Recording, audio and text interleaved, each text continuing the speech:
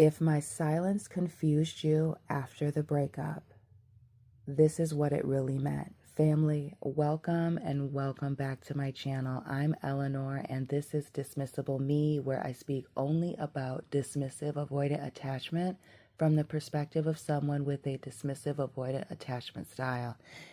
Please like, share, and subscribe. Drop your attachment style and where you're watching from down below. Check out the playlist. Find me on Instagram. All of my links are down below in the description box. And getting right into today's topic, what my silence actually means after the breakup. And the first thing that I have written down in my handy dandy notebook is my silence means I have mentally closed the chapter on the relationship. So whether this is a romantic breakup or a friendship breakup, for me, the silence is indicative of there no longer being a need to communicate because the relationship is over. Relationships are only a thing when people decide, both sides, all sides, agree to communicate. If I'm not communicating, if you're not communicating, then that's just what it is. The chapter is closed. I'm not going to open it up. I'm not going to be reaching out to you. For me, there's nothing more to say. Once the relationship is over and we've had the conversation, you let me know that you want to move on, or maybe I had to be the bad guy and let you know that it was time for me to move on. It was time for us to go our separate ways. But for me, that silence is just that. There's no more need to talk. There's no more need for any more noise going back and forth. For me, the chapter is closed. The relationship is over. Once I know that it's over, that's all the closure I need. So for me, there's a lot of closure for me in the silence. There's a lot of closure for me in the silence, and the fact that we're not communicating and there's nothing happening between me and you during that time. So the silence after the breakup is me mentally having closed the chapter. Another example of what my silence can mean after the breakup is I don't believe that talking or having further conversations will actually change anything.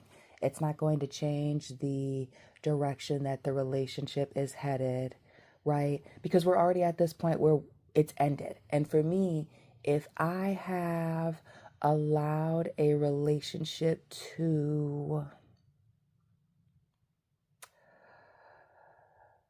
what's a word for, and it's at the tip of my tongue too, when a thing starts to just break down.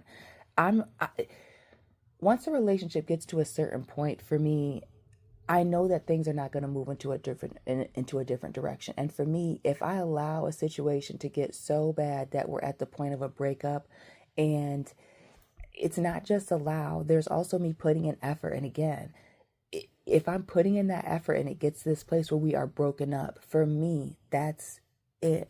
When the words are dropped, whether it's from me, which is why I don't break up and block and unblock and unbreak up, it's final. So when you say it's final, so for me, it doesn't make sense to keep talking, especially if you were the person to initiate the breakup or give the ultimatum and walk away.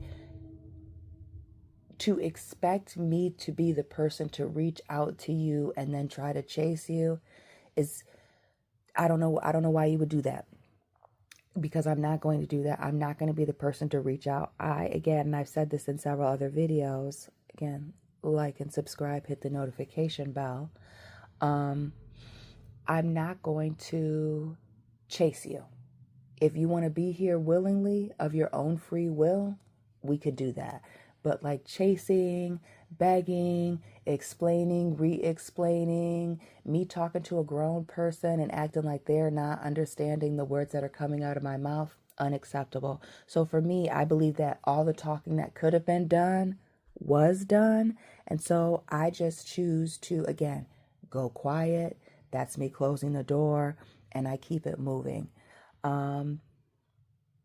Another example of what the silence can mean after the breakup is the silence is me processing the breakup, the ending of the relationship. It's me processing my feelings about the situation. It's also me moving on. So my silence can actually mean that I'm waiting for the feelings, negative, the sadness, or even just the awkwardness of no longer speaking to someone or not being, going to be around them or talking about them anymore. That's also that transition period and just letting things pass. Silence for me is closure. Silence for me is a transition period and allowing me to just kind of be isolated and do things in my own time, in my own space, and not have the pressure of having to communicate it with another person, and not just you, the person that the relationship ended with, but other people around me. Like, I'm just being quiet. I'm just very focused on my routine and things like that, what's normal, until things actually get back to normal and I'm back to my routine and I'm not focused on, or these negative feelings aren't popping up and I'm having to deal with them. So that silence is just processing in itself the feelings so that they can pass. I also am silent after the breakup when I do not want to give someone false hope. When I am very much aware that someone was unwilling to or did not want to accept the ending of the relationship, did not believe that the relationship was actually over, or was struggling with that fact, I'm not going to leave the door open to more communication. Like, I'm going to have a conversation with you one time, maybe depending on what's going on with you and me and where we're at, you might get a second conversation out of me, maybe, but it'll be extremely, extremely brief and very direct, short. But what I'm not going to do is continue to have conversation after conversation after conversation. I'm not about to, and I said this in my last video, and I've said it in previous ones also, I'm not a friend zone person. Like, for me, I'm not going to put you in the friend zone and have you around and have you even believing for a second that there's an opportunity. That's just not what I'm going to do.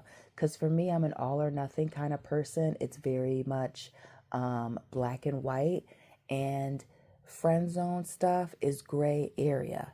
Gray area equals confusion, equals unnecessary conversations, equals conflict. So when I keep things black and white, okay, to me it seems very obvious. So when there's confusion as to why I wouldn't be speaking after a breakup, that to me would seem odd.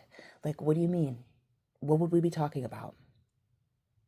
What do we have to talk about if we're not friends? What do we have to talk about if we're no longer in a relationship? And, me, I don't have any children. I've never been married. We don't have children. What are we talking about? We're not married, so we don't have anything that needs to be split up. We don't own anything together. We don't have family that we need to discuss or talk with each other. What are we talking about? Okay?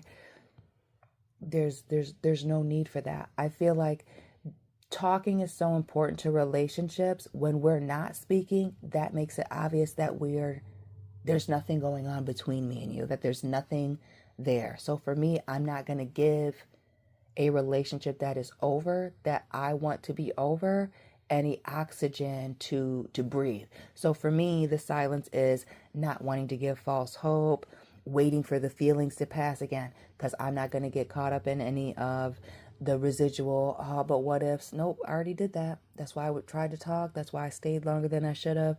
I already know that. And then that falls right back into the second thing, which was not believing in talking will change anything, and then mentally closing the chapter. So next thing on my list of what my silence actually means after the breakup is I've personally convinced myself that you are better off without me. especially in situations where you were wanting or needing more from me than what I was giving or able to show. If I ended things or things ended, doesn't matter who, but especially in those types of situations, I'm going to feel like, you know what? It's just best for so and so to just move on.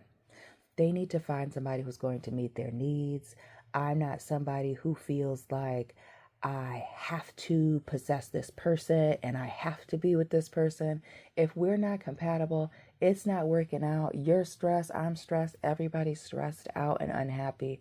I feel like it's just easier for me to let the relationship go, move on, cut all communication, and let you find the person that's meant for you and that's going to work for you, because clearly what was going on between me and you during this time period wasn't working for me or you.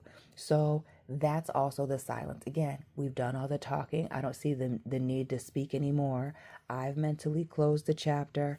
I don't want to give any false hope. So and in all of that, by not doing any of these things, I've also convinced myself that it's for the best that I not communicate with you, and it's for the best that I focus on moving on in another direction. And another direction for me never means in the direction of another person. It just means no longer being connected to you, no longer being connected to this particular relationship. What my silence also means after the breakup is I feel relieved.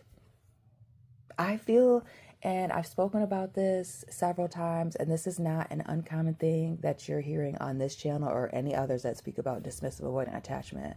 But initially, it doesn't matter what the reason for the breakup or who did the breakup, but I'm going to feel relieved. And sometimes I have a little guilt about that because it is just like, it is nice to just have my space back. But the silence is also part of that. Like, there is that relief. There is that relief of not having the pressure of having to show up for another person or consider another person's needs or have to take that phone call or respond to that text in a certain amount of time or at a time when I just don't have the bandwidth, I just don't have the energy to give it to another person. So with that relief, and even having some guilt on occasion about the relief after the breakup, the silence also helps with that too. Because if you called me or texted me and asked me how I was doing after the breakup, which people do, and I find it very odd, and I say, I'm doing great. I'm doing just fine. Some people get offended by that. I'm not. Even if I am feeling a certain type of way, I'm not going to tell you, number one. And number three, I for sure am not going to discuss my feelings with you after the breakup. You can absolutely forget about that. We could have started with that point. If we have broken up, the idea that I'm going to be vulnerable with you, you could throw that out the window. Throw it right on out, because that's an absolutely crazy idea. But I'm going to feel relieved. And that's also part of that silence, is I'm taking that space and I'm enjoying that space away from the pressures, the chaos, the discomfort of the relationship that has ended. My silence also means that my silence means the relationship, is over. But it doesn't mean that I'm not impacted by the situation. It doesn't mean that I'm not impacted by the fact that we are no longer in a relationship. My silence absolutely means that I'm impacted. It tells you that I'm processing something major, and I'm processing something so big that I can't talk to. I'm not going to talk to you about it anyway because we're broken up. But I'm not going to talk about it with anybody. I'm just going to see myself through it. So the silence is me processing it. getting through it, getting myself back on track, getting back into a routine. The silence is the reset, is the reprogramming, is the factory reset of the whole thing. So you're not going to see me making a lot of moves on social media. You're not going to hear anything from me. You're not going to hear from anybody around me that I'm saying anything about you, because for me, the silence is not just with me and you, it's the silence is about you. And I guess that's probably a better way to look at it. It's not about me and you, it's about you as a whole. So I'm going to be silent with you, about you, the whole thing. It's going to be almost as if you don't exist. And that's me also processing and moving on. My silence can also be that I'm emotionally exhausted. And that's, I'm not going to deep dive too much into this, because I feel like that silence after the breakup, and we're talking about this specific example, is something that can be exhibited in the relationship, where I'm just needing a break, or I'm just needing to just withdraw for a little bit because I'm emotionally overwhelmed. This is no different. So the silence after a breakup is just I'm emotionally exhausted. I need a break. You're not going to hear from me. I'm also silent after the breakup because I am grieving the relationship in silence. I'm not a person who's going to sit around and cry and be depressed. I'm not a person that's going to go to every single last one of my friends and talk about the story and cry on people's shoulders and ask people to help me feel okay. For me, I'm going to work through it on my own.